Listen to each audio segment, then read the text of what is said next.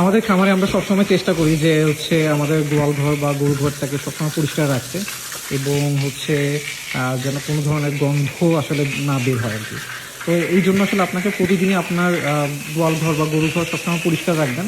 কারণ গোয়াল ঘর বা গরু ঘর যদি পরিষ্কার না রাখেন, এখান থেকে আসলে অনেক ধরনের রোগ জীবাণু হয়, স্পেশালি এফএমডি বা আরও অনেক ধরনের ব্যাকটেরিয়াজনিত রোগ বালাইগুলো অনেক হয় আর কি। হ্যাঁ, তো আমরা প্রতিদিন অ্যাটলিস্ট 2বার হলেও আমাদের গোয়ালঘরটা পরিষ্কার রাখি, যেন হচ্ছে এখান থেকে কোনো ধরনের দুর্গন্ধ বা হচ্ছে কোনো ধরনের রোগ জীবাণু আসলে হচ্ছে ক্রিয়েট না হতে পারে আর কি।